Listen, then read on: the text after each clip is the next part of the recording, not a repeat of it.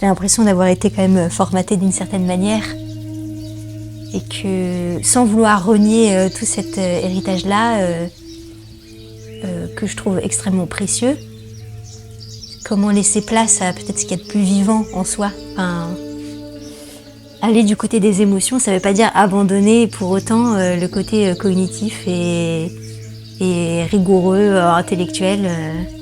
Et c'est pour ça que j'ai pas non plus envie de... Enfin, je me considère pas comme une bifurqueuse, parce que j'ai l'impression... Enfin, pour moi, je suis toujours... Enfin, c'est plus un cheminement. Enfin, peut-être qu'après, chacun a aussi des sensibilités différentes avec les parcours, avec enfin, qui on est, quoi. Et c'est pour ça que pour moi, il y a une question qui est assez importante aussi, c'est par rapport à tous ces mondes dont on circule, ou le monde, ben là, des grandes écoles, de la formation que j'ai reçue, qui est pour moi le lien aussi à un peu cette question d'héritage, enfin,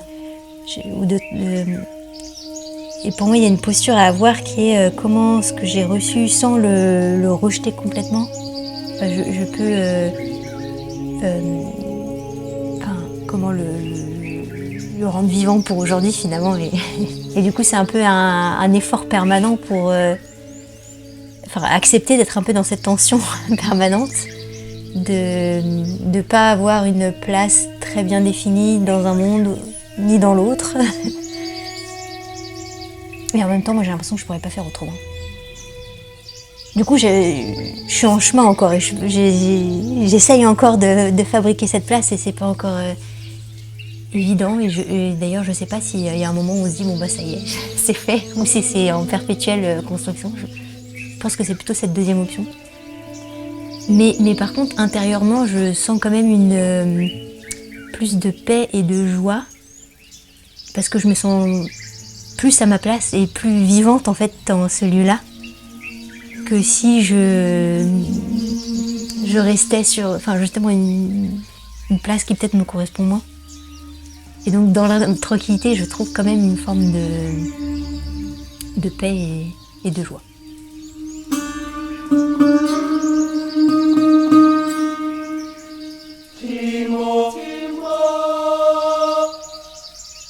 Là, aujourd'hui, je travaille dans une association qui s'appelle le Campus de la Transition, qui travaille, et je travaille sur enfin, qui a pour objectif enfin, pour raison d'être, de former pour transformer les responsables d'aujourd'hui, de demain, autour des enjeux de transition écologique et solidaire. Et moi, en particulier, je travaille avec les enseignants-chercheurs, les équipes pédagogiques aussi d'établissements d'enseignement supérieur, pour les accompagner et les aider à intégrer les enjeux de transition écologique et sociale.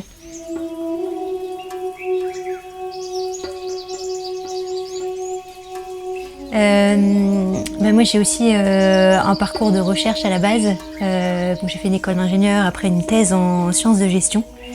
Donc je me suis aussi intéressée aux questions de dynamique d'organisation. Et moi je m'intéressais notamment à la manière de faire des ponts entre des personnes qui n'ont pas forcément les mêmes expertises, les mêmes intérêts, notamment autour des enjeux de transition écologique et sociale.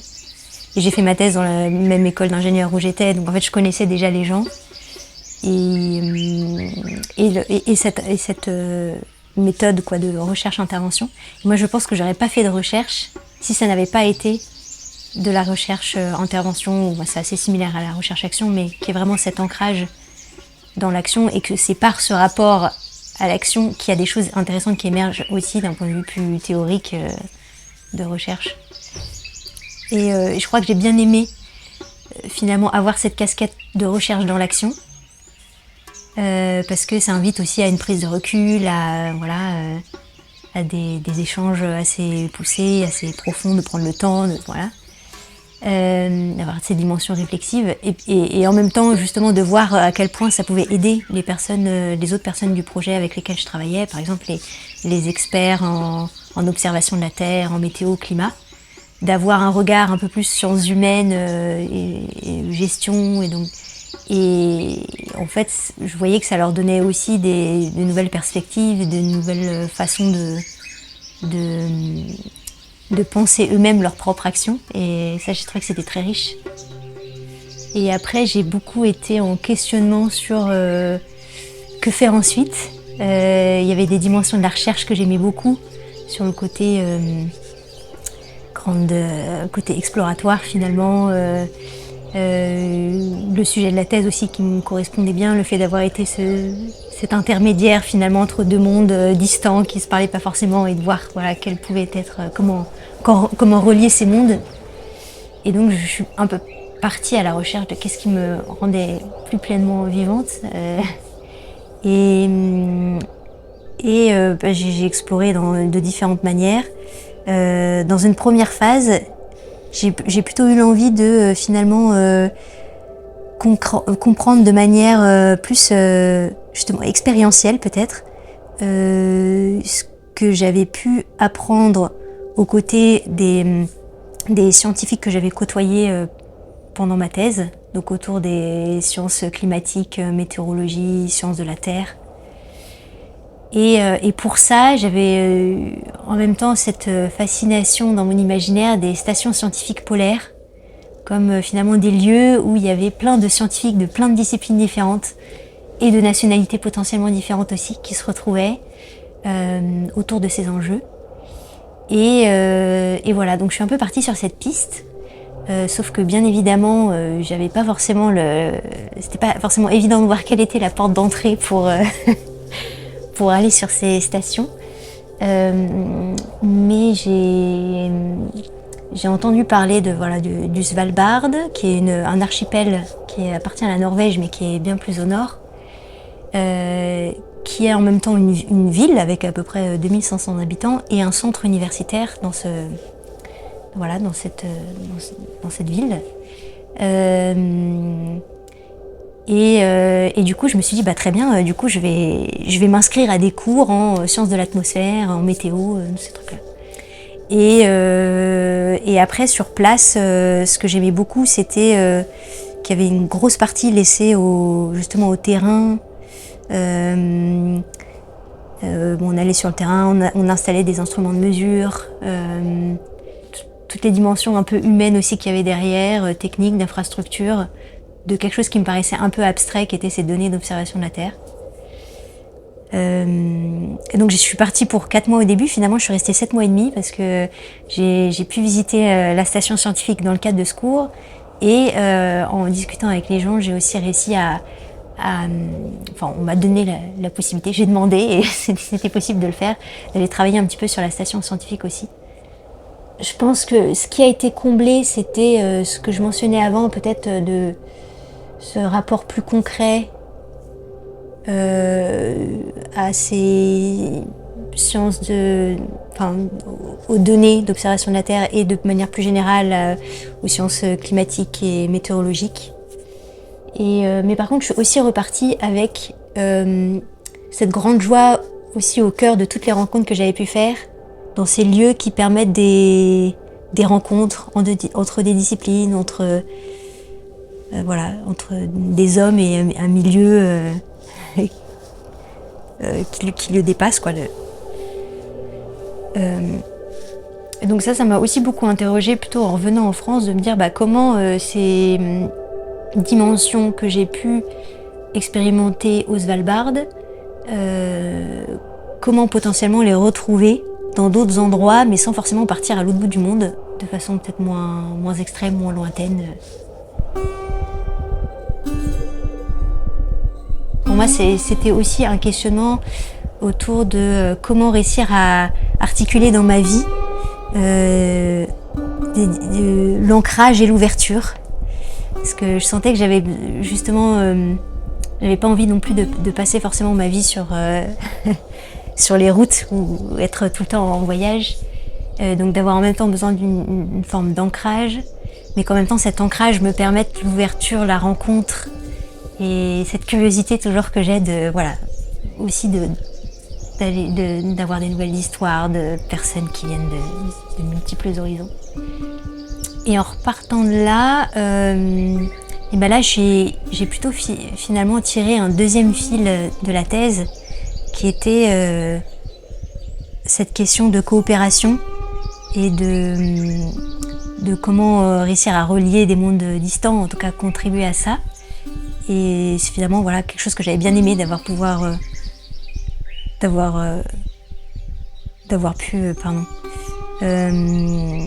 jouer ce rôle un peu d'intermédiaire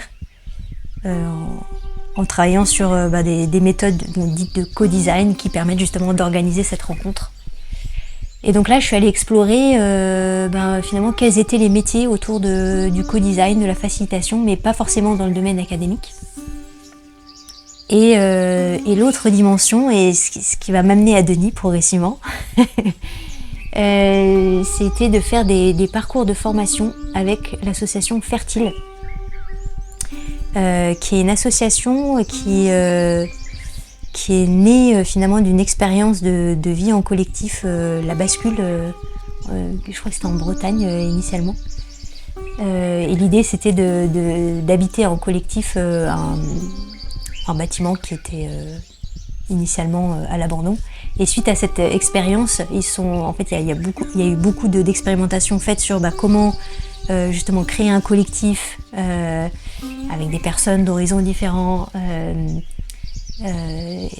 sur un projet avec une telle ambition. Plein de questions autour de quelle gouvernance avoir, voilà. Et suite à ça, ils se sont dit, on a tellement appris pendant cette expérience qu'on pourrait finalement diffuser les outils, les méthodes, nos apprentissages finalement,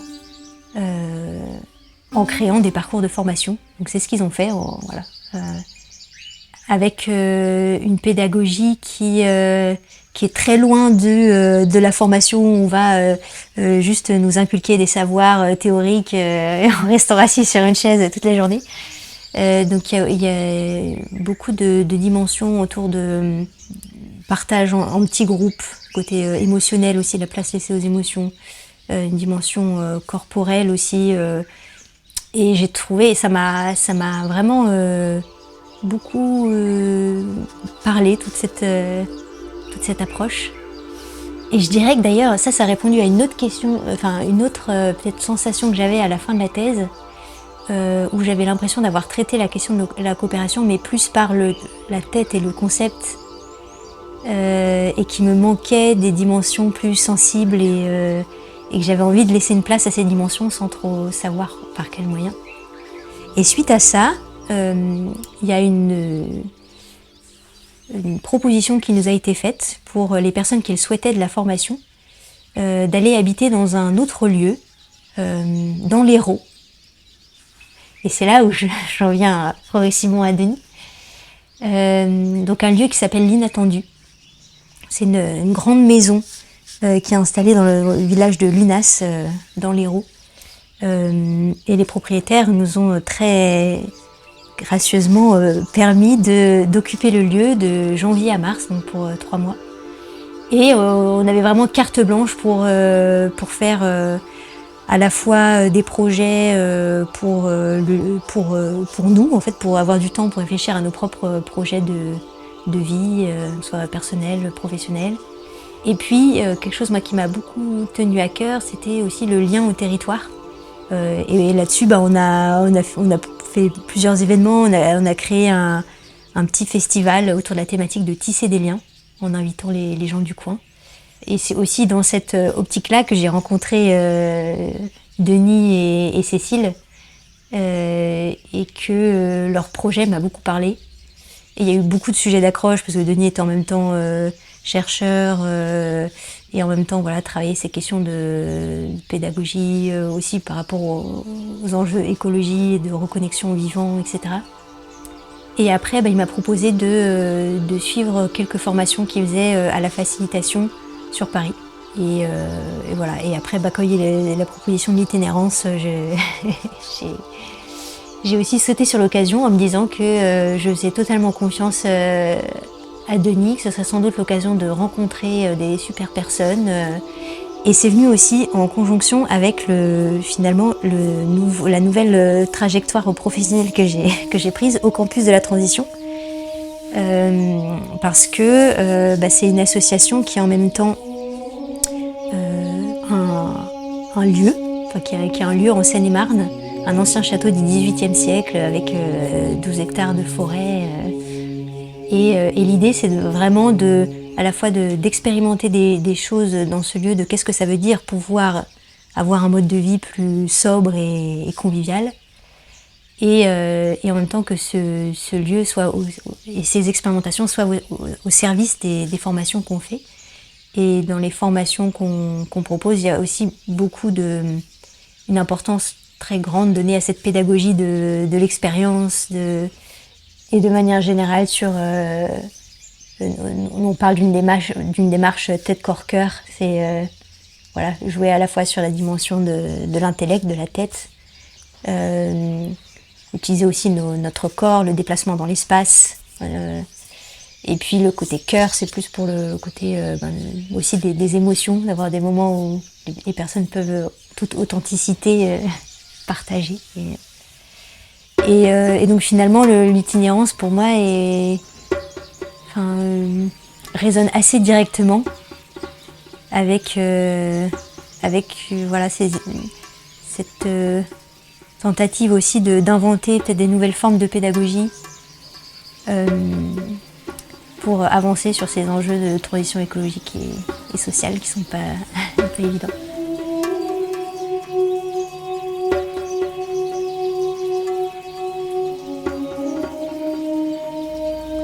Le rapport sensible au vivant, je l'ai plus vécu, je le faisais à la montagne et moins à travers les animaux.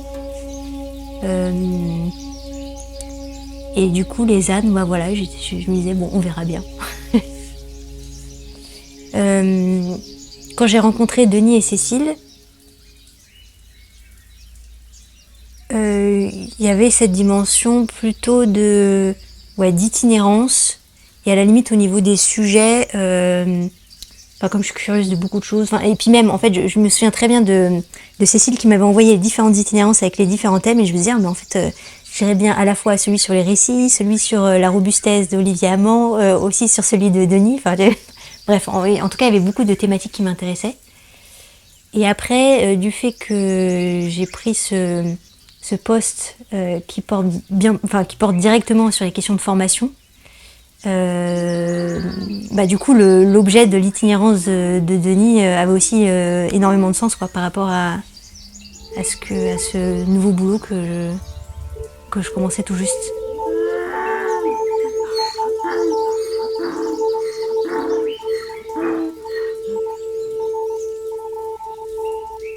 J'arrive, déjà j'étais super contente parce que je revenais dans l'Hérault et donc il y avait un côté retrouver des endroits où il s'était déjà passé des belles choses et une très grande curiosité par rapport à ce qui allait se passer, aux autres personnes qui allaient constituer ce groupe.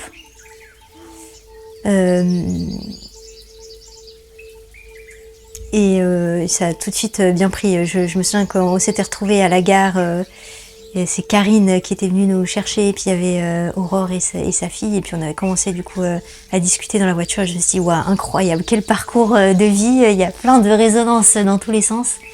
Entre Karine qui est aussi cette grande aventurière du Nord, Aurore qui mettait en place beaucoup de choses en Nouvelle-Calédonie, et puis en termes de personnalité aussi,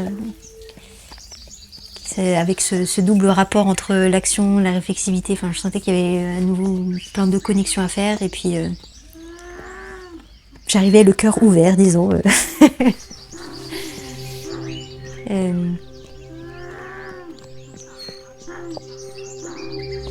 J'arrive même plus à me souvenir quand est-ce que c'était exactement la première rencontre avec les ânes. Mais justement, ça c'est quelque chose qui m'a pas mal rassurée, c'est que ça a été fait de manière assez progressive aussi, où même si la totalité du parcours c'était une itinérance, mais il y a quand même eu un démarrage où on est resté sur place. Je me demande si au début je me suis pas dit un peu, mais dans quoi tu t'embarques? je sais pas trop. En tout cas par rapport aux ânes, où je me suis dit bon. mais plus comme une interrogation, quoi, un flou, une étrangeté, quoi. Est-ce que c'était une sorte d'indifférence, enfin, c'est-à-dire où c'était pas forcément la dimension qui me faisait vibrer le plus, donc qu'il soit là ou qu'il soit pas là, finalement, je me disais peu importe. C'était peut-être plus ça. Parce que je pense dans le rapport à l'animal, pour moi, il y a toujours ce truc de une altérité difficile à saisir, à comprendre, et peut-être un peu d'appréhension, quoi, qui est liée à ça. Et je me souviens d'un sentiment quand même assez fort de justement cette première phase d'approche où au début, je voyais d'autres personnes du groupe qui étaient très à l'aise, qui direct allaient voir les ânes. Moi déjà je prenais un peu mes distances, puis après je suis allée dans l'enclos, puis après je crois que j'ai laissé venir aussi à moi les ânes, je sais plus, enfin, et j'ai pas mal connecté avec Giges, qui était justement l'ânesse avec qui j'ai ensuite fait l'itinéraire, qui me paraissait assez calme, voilà. Et je me souviens qu'il y a un beau moment de mettre la main sur son dos. C'était rigolo. Du coup enfin bref, j'ai l'impression d'avoir appris des trucs aussi, mais c'était rigolo de voir comment en mettant la main, en fait il y avait ça vibrait, parce que c'était comme si ça reproduisait, enfin c'était, peut-être qu'elle faisait pas la différence entre ma main et des mouches, quoi, mais et ça je trouvais que c'était assez rigolo de voir la réaction de l'animal au contact de la main.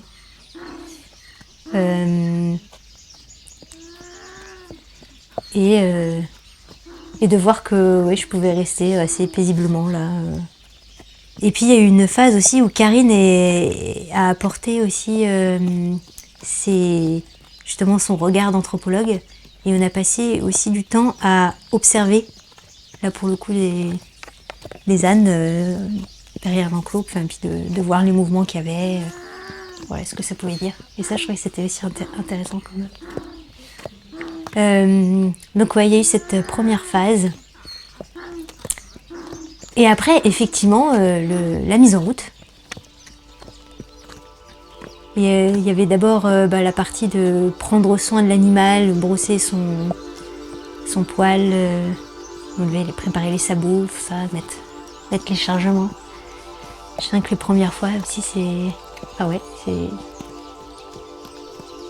toujours ce mélange, je pense, chez moi, de petite appréhension de pas trop réussir à me mettre au bon endroit, de faire les bons mouvements, de me prendre un coup de sabot.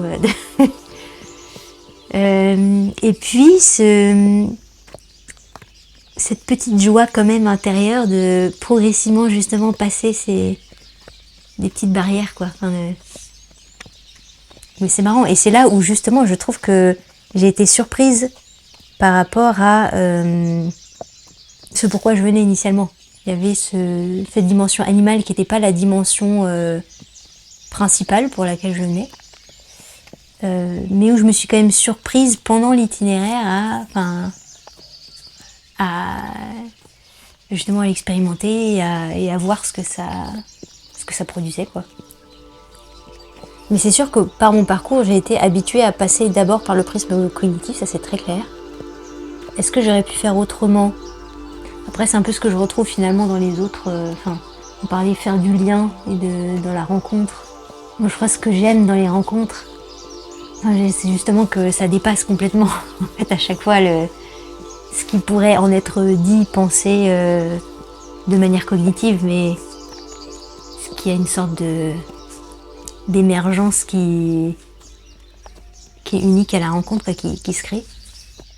Dans mon rapport au monde, c'est peut-être pas le rapport au vivant qui m'est le plus évident. Et que justement j'ai eu la sensation de dépasser un peu ça, justement, enfin, et de voir que je pouvais aussi progressivement, sans sans forcément comprendre tout le fonctionnement de l'animal, d'être en lien malgré tout, et de voir comment justement pouvoir dialoguer au début à travers la longe, et après même sans la longe, enfin comment garder le lien à travers ça. Je me suis fait la réflexion que il y a un moment j'avais envie de parler à Nanès, et je savais très bien, enfin à Ginès du coup, je savais très bien que elle pouvait pas répondre, mais il y avait une forme d'apaisement, une sorte de présence du coup de l'âne qui avait un pas lent, calme, et une sorte de présence autre. Et d'accepter enfin oui c'est ça, il y avait une forme de, et en même temps ça marche pas justement ça que je trouvais assez rigolo aussi, c'est dans la manière de marcher avec eux. Ça marche pas si tu restes à tirer sur la longe en mode je vais te guider là où il faut aller. Et ça, j'ai trouvé ça beau aussi dans justement ce rapport à l'altérité. C'était à la fois d'être attentive un peu au rythme, en même temps garder un peu le cap quand même général, et en même temps me laisser un peu décaler par peut-être le rythme de ce que je voulais sentir de Gigès ou des ânes, quoi. Et en même temps, ce rapport à l'animal me faisait je pouvais pas m'empêcher de penser, de faire des parallèles aussi avec d'autres formes de relations, ou de manière plus générale un rapport à l'altérité. Et justement, ça m'a un peu renvoyé en miroir le fait d'accepter que l'autre est toujours un incompris. Enfin, je veux dire, cette impossibilité de comprendre, de connaître un autre, et pourtant, c'est peut-être ça aussi qui crée la magie du lien. Justement, je trouve que c'était assez rigolo de voir le groupe comme un tissage entre à la fois la partie animale et les humains qui constituaient le groupe, et que le groupe était le tout de ces éléments-là. Et ça m'avait particulièrement frappée dans les moments de marche où il y avait une sorte de fluidité, à un moment aussi où je me sens que j'avais laissé les rênes aussi à Denis à un moment, donc j'étais avec l'animal, puis après donné les rênes, puis j'étais partie un peu devant, puis je suis revenue, il y avait une sorte de fluidité du groupe, et donc il y a une autre forme de lien qui se crée, d'autres formes d'échange, et pourtant j'ai quand même ressenti cette justement qu'il y avait quand même une communication plus fine qui, de jour en jour, qui se crée sur une finesse ouais, c'est ça, d'échange, de manière de communiquer qui se crée finalement. Je me souviens que j'avais utilisé des mots pendant le séjour, justement, où on avait des temps aussi de prise de recul par rapport à ce qu'on vivait, etc. Et moi j'avais dit, il y a une journée où justement c'était la première fois que on laissait aussi les ânes marcher sans longe, et j'avais formulé ça, que c'était le passage de la tension à l'attention, parce que il y avait il y avait plus de tension forcément dans la longe, mais il y avait une sorte d'attention, de voir où était où en était le Gigès, et de moduler, vérifier qu'elle n'était pas non plus en train de brouter, mais de faire confiance quand même au fait qu'elle continuait à marcher, même si je la tenais pas avec la longe. Et ça, pour le coup, je pense que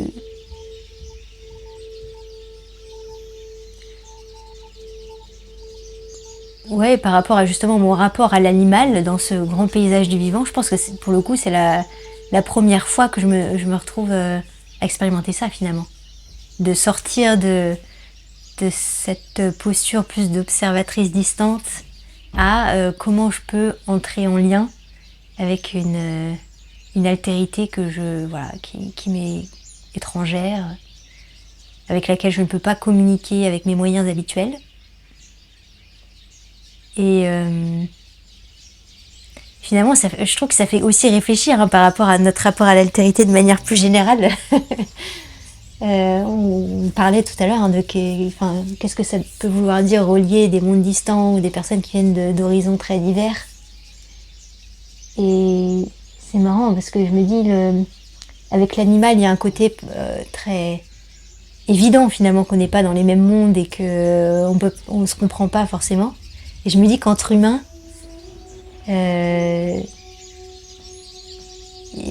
peut-être qu'on néglige l'effort à faire sur ajuster ensemble les moyens de communiquer et les moyens d'être en lien. Parce que peut-être qu'on présuppose qu'en étant humain, en fait, on peut se comprendre et qu'on appartient au même monde.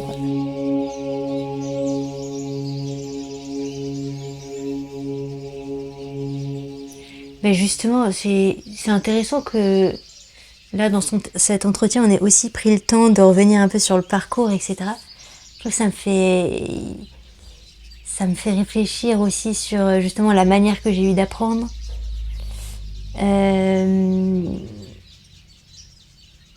Et de voir l'importance qu'il y avait eu dans mon parcours aussi d'aller mobiliser des dimensions non purement cognitives. Et que c'est un peu cet effort-là, je pense, que j'ai essayé de faire surtout ces dernières années. En sentant qu'il y avait des choses qui me manquaient finalement du point où j'en étais arrivée. Et je sens qu'il y a une sorte de rééquilibrage qui est en train de se faire et qui est toujours en chemin finalement. Toujours en chemin sur la question animale finalement pour moi. Où je me dis que dans le panel c'est peut-être une des dimensions aussi où pour moi dans mon rapport au vivant j'ai encore des choses à aller creuser, à aller approfondir de ce côté-là. L'âne était un bon maître peut-être, un compagnon d'apprentissage, mais tissé en maillage avec le groupe, le fait qu'il y ait des rencontres et qu'on s'enrichisse mutuellement, et j'ai l'impression d'avoir aussi beaucoup appris des richesses du groupe. Le fait que ce soit un cheminement physiquement, nos corps qui se déplacent dans l'espace, des rencontres qu'on a faites sur le chemin, dans les gîtes où on était. Ouais, c'est ça. En fait, c'est ça. C'est un format d'apprentissage qui réunit ces différentes dimensions. Ouais. Je me souviens d'un temps où il est très fort. On s'était installé dans une clairière et puis il y a un peu un exercice. On avait fait une sculpture humaine. Et puis après, il y a eu un temps d'écriture et puis on s'est partagé nos différentes écritures. Et j'ai le souvenir de ce moment comme un temps un petit peu suspendu.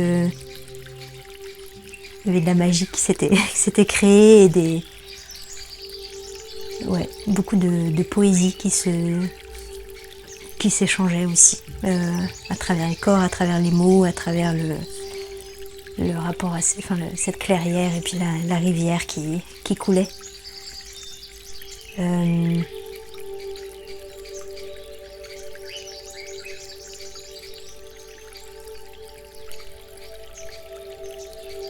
Et un autre moment, un autre truc qui était fort aussi pour moi, peut-être, c'est justement en fait ces dispositifs d'apprentissage où il y a plus le temps. Moi je sens que c'est des choses qui m'aident aussi à plus m'exprimer, prendre la parole, parce que parfois j'ai un peu un temps de latence entre ce qui se passe à l'intérieur de moi et la capacité à verbaliser. Et je sais que c'était précieux d'avoir justement ce temps long pour maturer certaines choses et puis pouvoir les partager au groupe et les mettre en mots. Ce que peut-être je ne retrouverai pas sur des formations, enfin d'autres types de dispositifs.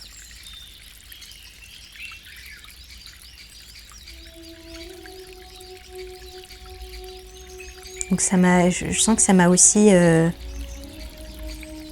me sens que j'étais ressortie aussi avec cette joie d'avoir pu aussi exprimer certaines choses, poser des mots, sorti des choses de ma tête.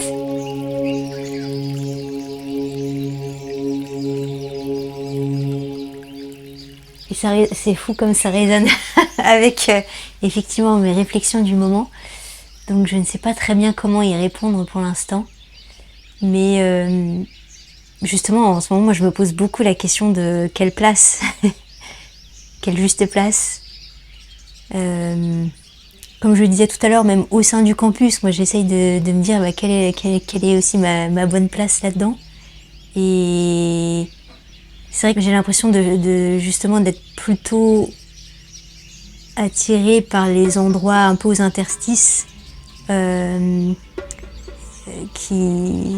y a même une littérature un peu en gestion qui parle des boundary spanners, enfin des types d'acteurs qui sont un peu aux frontières entre le côté scientifique et le côté un peu plus pratique terrain, et de la nécessité d'avoir, et aussi la difficulté mais de trouver ces espaces qui permettent à la fois de comprendre les richesses de ce qui existe dans la partie recherche académique, et de voir comment ça peut nourrir la réflexion dans l'action, et inversement comment ce qui est inventé dans l'action peut permettre d'ouvrir des questions de recherche intéressantes aussi pour la recherche académique. Donc moi à l'état actuel dans l'état actuel de mes réflexions, je dirais que je cherche un peu, je pense, cette position un peu aux interfaces, aux interstices, pour faire circuler quoi. On revient à cette histoire de relier les mondes aussi.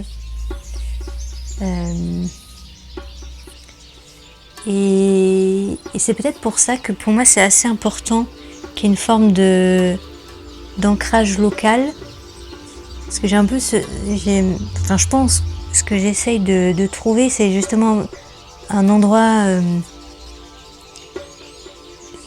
qui permette d'unifier quand même les différentes dimensions du tout, mais à une échelle qui n'est pas celle du monde entier, parce que sinon ce serait énorme, mais qui est peut-être à une plus petite échelle, et de voir comment localement c'est déjà possible d'articuler les différentes dimensions, quoi, les différents mondes qui peuvent coexister dans un territoire, le lien au vivant dans ce territoire. Et pour moi, ça doit être un local à visée universelle. C'est un local qui s'articule avec le global, mais sans avoir pour ambition de trouver des solutions qui seraient applicables globalement, mais que ce qui est expérimenté dans le local, il y a ce soit pas un enfermement sur soi, mais plus une ouverture, quoi, sur quelque chose de plus universel, plus large. Et après, dans la pratique, c'est pas si facile, mais en tout cas, dans l'intention, je dirais que c'est ça. En fait, rien que le fait de montrer qu'il y a des chemins possibles à une échelle locale, ça peut aussi être source d'inspiration et d'énergie et d'espoir peut-être pour d'autres aussi, qui vont se dire oui, localement, moi, qu'est-ce que je vais pouvoir faire, pas pour les répliquer telles quelles, mais pour se dire, nous aussi, on a des choses à inventer localement, et puis reprendre peut-être des éléments qui ont du sens et tout. Mais pour moi, il y a un message assez fort. Il y a Corinne Pelluchon aussi, d'ailleurs par rapport à la question animale, c'est une philosophe qui a pas mal travaillé sur la question animale, et elle a aussi écrit quelque chose autour de l'espérance. Et elle le distingue de l'espoir, sens où l'espoir, c'est se dire j'espère que telle chose ou telle chose va arriver. Mais du coup, il y a un peu un risque d'être désespéré si jamais la chose n'arrive pas telle qu'elle était initialement attendue ou prévue. Et l'espérance, c'est plutôt de l'ordre de